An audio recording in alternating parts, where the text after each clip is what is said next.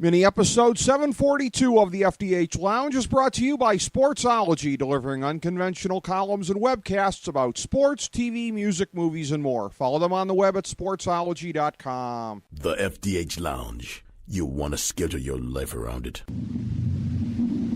A long time ago, on a gloomy, wet Cleveland spring night, two men stand alone amidst the late-night drizzle. Their voices echo across the vacant station parking lot as they debate the merits of the great American radio show that have been missing for far too long. On that night, an idea was born. That idea became the FDH Lounge.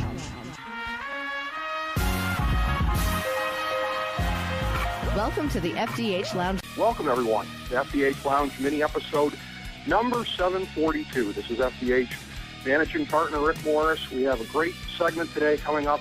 It is a tribute to the late, great Jani Lane, frontman and lead singer of Warrant. We have from Cleveland, Billy Morris, guitarist who has performed with him with Warrant, good friend of his, and kind of a funny story about that. Billy Morris, Rick Morris, same last name.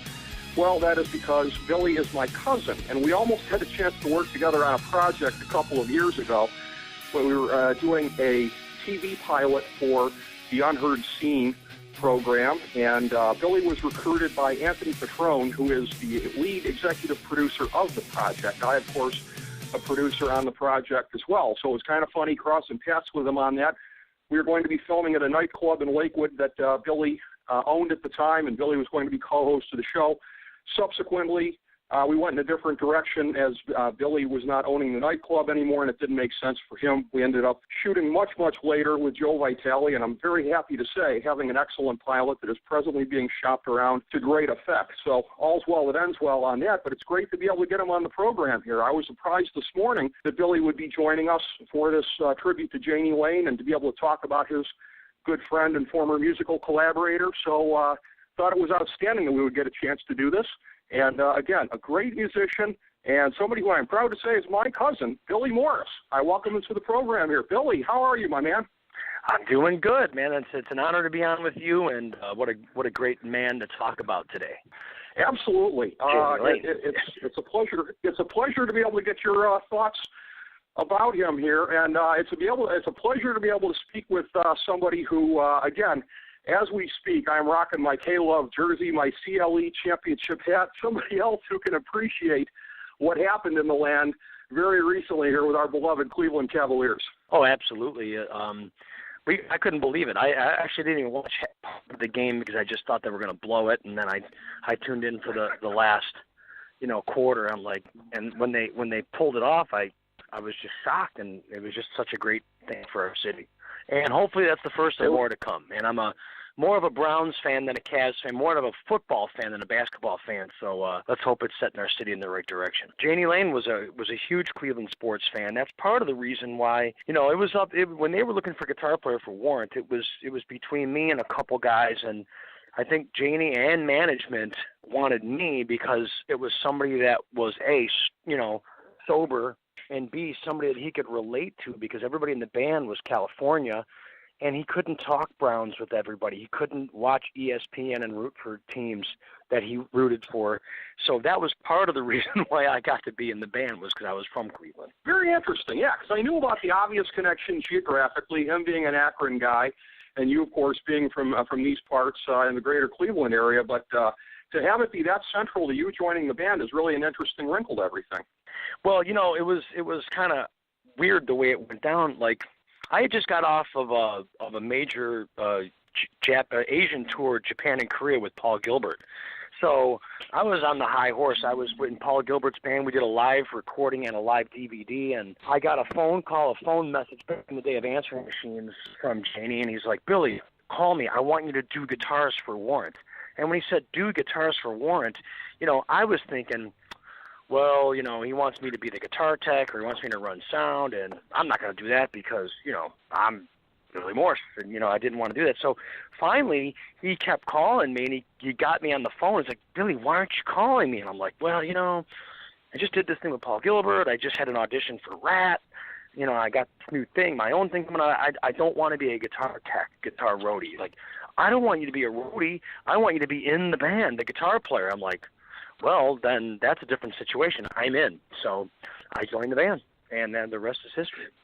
So you got a chance to be a part of that. It's kind of funny you mention this because of the tangled musical web of this program here. I mean, we nothing is off topic, as we like to say. We cover all different kinds of things, but you mentioned Rat and Bobby Blatzer being a past guest on the show here as well. So you almost got a chance to play with good old Bobby Blatzer then instead of Warrant. It's really kind of interesting how things end up. Well, I actually auditioned for Rat right when I got back from a gentleman named John Greenberg, who also managed Paul. So he was the one that hooked me up with the audition. And I went out there, and after I played for Rat, I got to jam in the rehearsal room with the full band, Robbie Cran, and we did Round and Round. We did, I think, Dance, Dance, Dance. We did 3 songs. And I just got through with Paul Gilbert, and now I'm in a rehearsal studio with Warren DeMartini, 2 of my the top 3 guitar players. And I'm shredding back and forth with Warren DeMartini, and he was super nice. And I thought I did really good. I sang the high harmonies. I played the guitar parts, and I walked out of the audition going, holy cow, I'm in Rat, because I thought I got the gig. But I ended up not getting the gig. Kerry Kelly got the gig, and, rightfully so. He's a great guitar player, great singer, great performer. I think that he got the gig because he lived in L.A. and I lived in Cleveland, and logistically, it makes more sense for them. But, just a few months later, I was in Warrant, so it ended up being the way I wanted it to work out because I was a huge Warrant fan, a huge Jani Lane fan, and, rightfully so. I mean, I want to say Jani Lane was probably top 3 frontmen to come out of the 80s hair metal era, and by far, I think, the best songwriter to come out of the 80s hair metal era.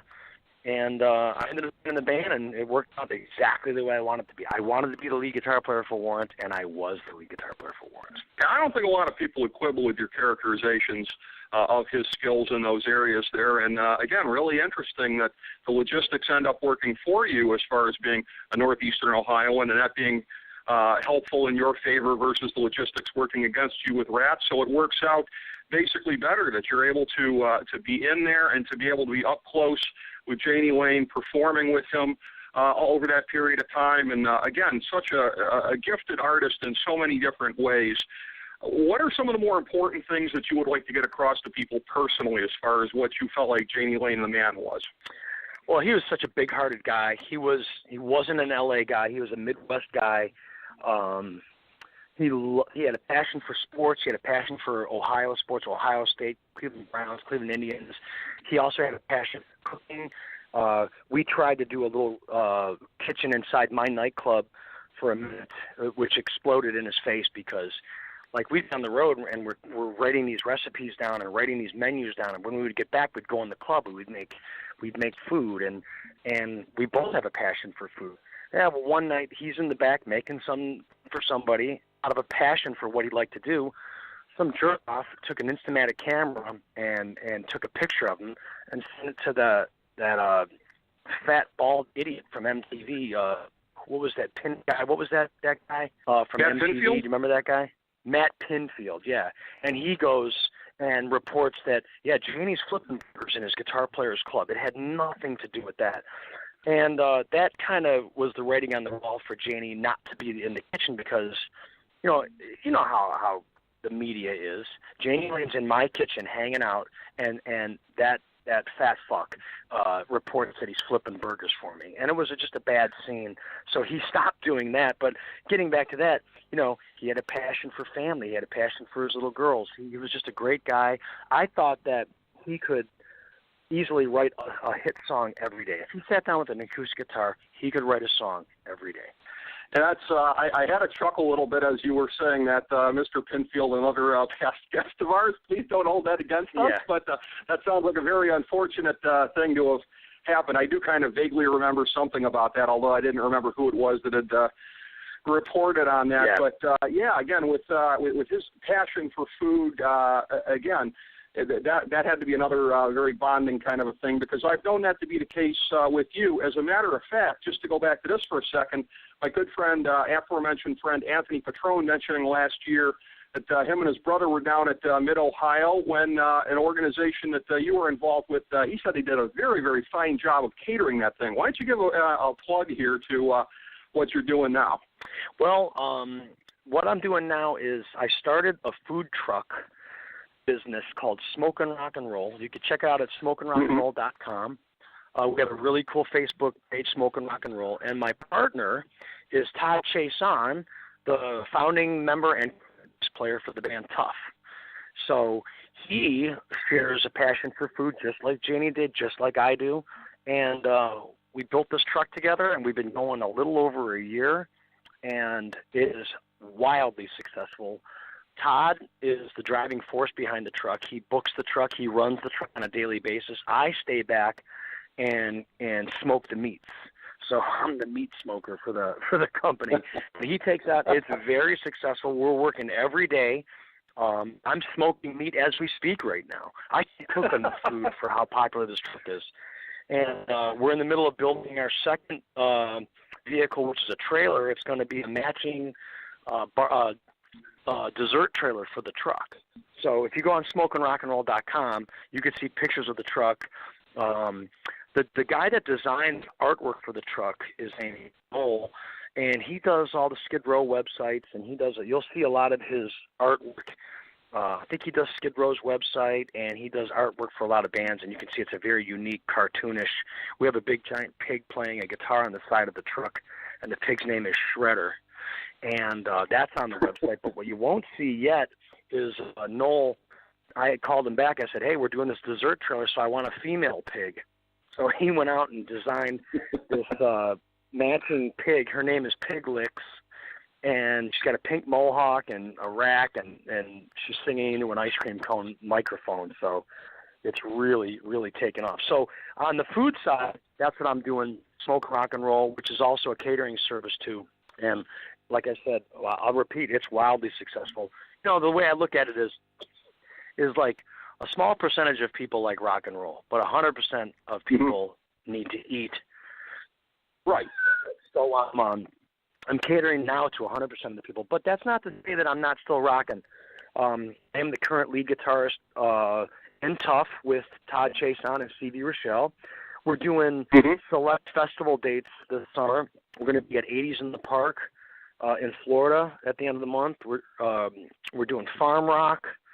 We're doing the Rock and Skull Festival outside of Chicago. We're on the Monsters of Rock cruise this year, and we're only doing big shows. You know, we're not the type of band that's going to get in a RV or a van or a tour bus and go out for weeks at a time, because we have this business. Most importantly, you know, Stevie has a couple children. I have a 4-year-old and a 3-year-old, little mini-me's playing guitar on stage with me, and you know, starting to race dirt bikes. So I like to stay home. I don't want to tour anymore.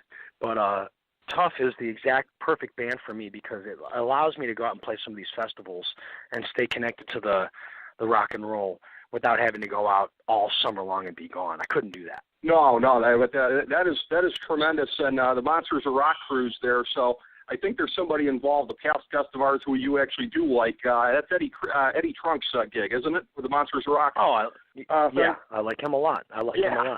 And I don't even know that. I don't even know that other guy. I just always have a bad taste in my mouth from that Pinfield guy. Hey, listen, I know how it is. Somebody attacks one of my friends, that's how I get. So that's only human. Yeah. But yeah, I heard great things. I definitely wanted to draw you out about the Smoke and Rock and Roll, because the Patron boys are noted foodies, and they only had good things to say about that. So I knew there was a story behind it. Also, I'm in the middle of recording a CD. Well, what do we call it now? Don't call it album anymore. Do we even call it a CD? I guess it's going to be released on CD. I'm recording my original for Bill Chavez from High Volume Music, and I'll have a CD out in the fall. It was supposed to be summer, but this truck has really overtaken my time, and I'm working on the CD in between. But the CD is turning out amazing. All the songs are basically written, but and my songwriting partner is a guy named Mike Zuter. Used to be in the band the Zooters, Out of the Blue. Anybody from the Cleveland area back in the late 80s, early 90s will remember a band called Out of the Blue, and Mike Zuter. He's just an amazing songwriter.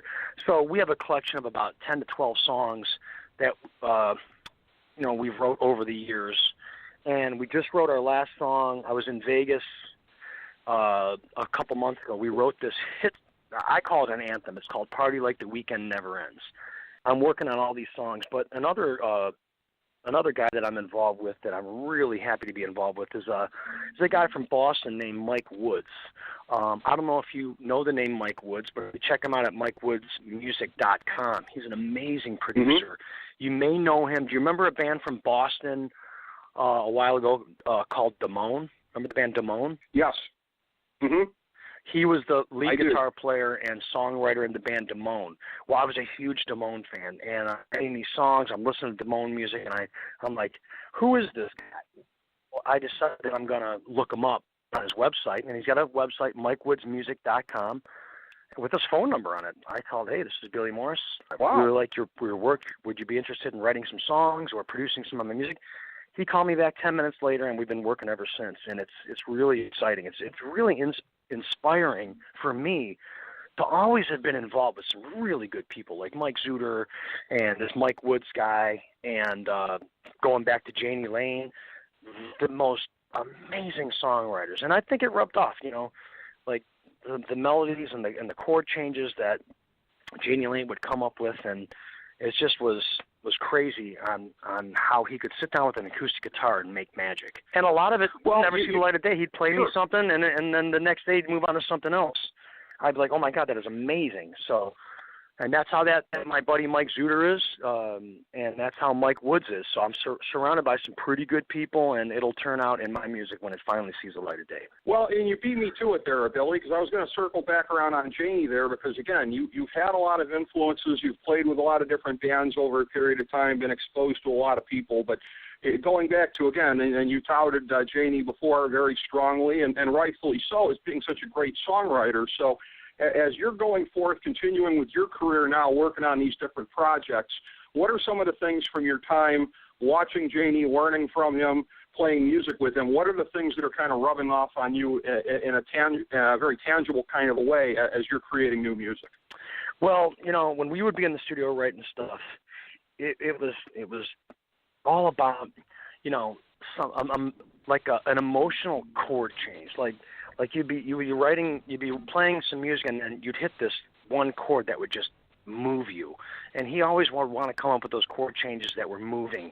And I guess I can't put my finger right on really too many things because I can't write songs like Jani, but it was magic when he would have that guitar in his hands, and for me, there's some days I can write something, and other days I need to put it down and walk away. But he was so magical with the songwriting that he did, and hopefully it'll rub off on this release that I'm doing. But he always had that chord or the vocal line, the note change of the vocal line that would be like, wow, and that's what I strive for, and he was one of the masters that could do that. Absolutely. He was the driving force of putting out a lot of great music, and additionally, when we're talking about the man and the performer, something I'd like to ask about that sort of melds the two is the amount of charisma that he had out there on stage. You talked about his greatness as a frontman as well as a songwriter. Was it a thing where he would kind of walk out on stage and just kind of flip that switch, or were there elements of that kind of charisma that you would see in the day-to-day life? How much alike was he on stage from off stage, in other words? Yeah, it wasn't a switch that was flipped. That was him. He was honest. Well, he wasn't out there BSing the crowd. That was him. We could go into a restaurant, and he could put that charisma on, and we would be in the kitchen cooking. He would do things like that, like, hey, we do this, and we're really big, into food. Could we come back there and check out the kitchen? Oh, yeah, come on back. Hey, you want to flip some stuff? And we'd be in the kitchen. Or he would call up golf courses. Now, I wasn't a big golfer, but all the guys in Warrant are golfers. He'd get them free golfing. And it does help to be in a major rock and roll band, but he had that gift of people reaching out to people and people liking him. He was very likable. And getting back to him walking out on stage, he was such a great front man, and I definitely stood next to him for 5 years and borrowed a lot from him. I'm fronting my own band in Cleveland, and the last band I was in, they were like, you can't talk to the crowd that much. We got to be like a jukebox. We just have to play music song after song. I'm like, that's not rock and roll. I want to front a band like Jani Lane. I want to be David Lee Roth, and that's how exciting and colorful that era was. And now, we have not that anymore. And it's just, when the 90s came around, I think a lot of the 80s people tried to accept it and tried to go. But now that the 90s are gone and we have cookie-cutter bands nowadays, it's just, to me, just true rock and roll. And even though you may not like the hairstyles or some of the fancy clothes, the songs were real, the songs were fun, the songs were and you want to know my opinion why the 80s died? I'm going to tell the worldwide net why the 80s died. Because in order to be in a successful 80s rock band, you had to have a massive, 15-piece double bass drum set. You had to play guitar like Yngwie Malmsteen or Eddie Van Halen. You had to sing like an opera singer. You had to have clothes like a Hollywood movie star. You had to be good looking. You had to have big hair, and not a lot of people could achieve that. All of a sudden, the 90s roll around. All you need is a little combo amp and a guitar with a bunch of stickers on it, and a flannel shirt, and sing 3 or 4 chord depressing songs, and everybody could do that. You could go to Guitar Center and get your guitar and your amp for $200 and write crappy songs, and now everybody can do that. Everybody couldn't do what the 80s rock stars could do, and I think that is one of the downfalls of why that music died. See, that's very interesting, and I want to ask you about something. It might be a little bit esoteric in terms of the music business, but I'm going to go there because you said something that put me in mind of a past conversation we had on the show with Bill Werdy, who at the time was with Billboard. We were talking about SoundScan in 1991 because that coincided. I mean, obviously the band that's the prototype for a lot of what you were talking about right there is Nirvana. And you had everything right there. I think it was also Garth Brooks at the time, too, where he kind of exploded at the same period of time with his album sales. Is there anything to that as far as a lot of the 80s bands, the hair metal bands, whatever? Is it just a coincidence that a lot of them started going down in terms of sales when SoundScan came around, or do you think that it's linked in any way? Well, I don't know too much about the business end, but I will say that it sort of needed to get flushed out a little bit because you had, your second and third and fourth and fifth generation. Like, to me, the ultimate 80s frontman was the original guy, David Lee Roth.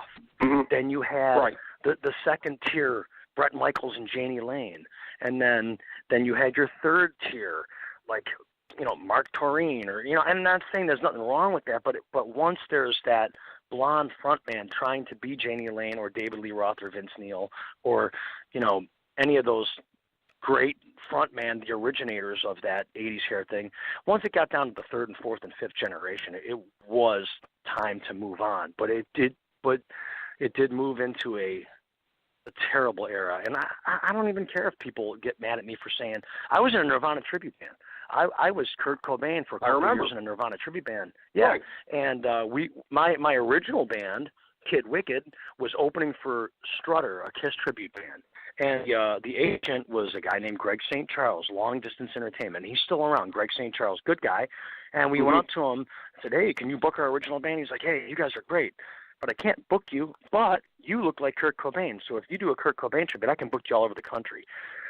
So we reluctantly did it. I actually learned some of the lyrics on the way to the first gig, like at a college in Dothan, Alabama, or Tuscaloosa, Alabama. We made $2,000 as a three-piece band and played in front of 400 crazy, moshing. So it was fun. But getting back to I was thinking about it recently. It's like all those Nirvana songs, and boy, I'm probably going to piss a lot of people off. To me, they were okay. But if you listen to anything 4 or 5 or 10 times, it becomes memorable. And I just think that the direction that the music went into in the 90s is just awful, depressing. Music's supposed to be a release.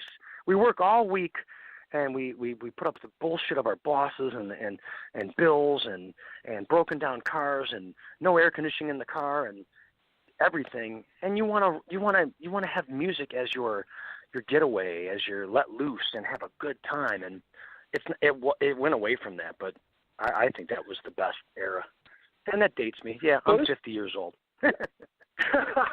Now, listen, there's a lot of people that share that opinion. That's the music I grew up on as well back in the 80s. But when it comes to that, again, Warrant being a band that, if you look at the chronology of it, peaked pretty early in the time of the band. And when it coincided with the rise of grunge, that was the end of the peak for the band. But again, this following that stayed with them all these years and that you got to see subsequently there, obviously, and we haven't, really gone over this very much, and there's no sense really doing it because everybody knows the history here with Jani. But being a troubled guy, being a guy, and that's why he met an early end. But I wonder the extent to which the continuing rush that he would get from the crowd on seeing him out there, how much did that really kind of sustain him through tough times when he'd get out there on stage and the crowd would go wild and it would feel like it's 1989 again? Did that really do a lot for him to offset some of the negatives in life?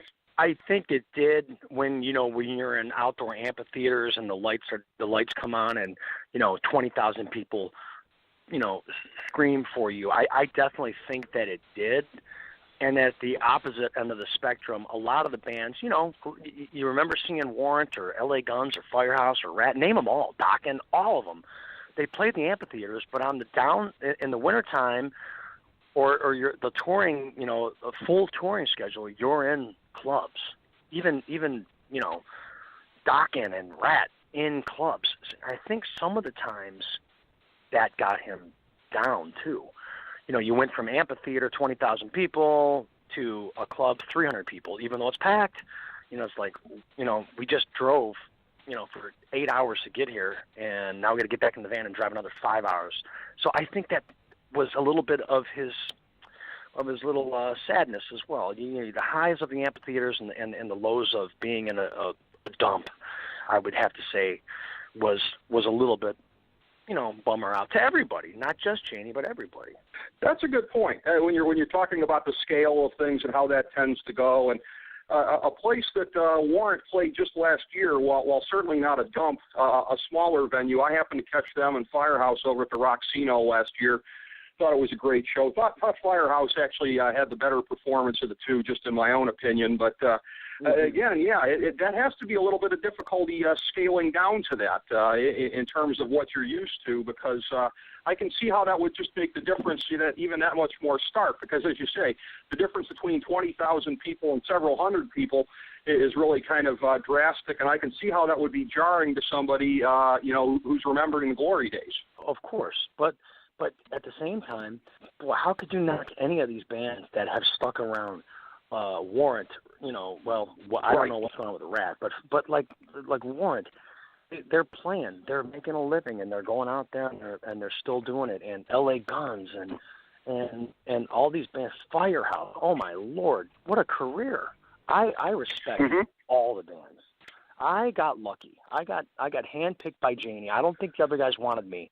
I was told that they wanted Dave Marshall. Remember Dave Marshall from the Vince Neil Band? Right. I want to say, yeah. I think Eric and Jerry wanted him, but Jani wanted me, and I think for having that Cleveland connection and being somebody that he could room with and be sober with, won it over. And I remember after like the second gig, we got back to the room, and Jani said to me, I knew you were the guy. I told those guys you were the guy. I knew you were the guy. And I was the guy.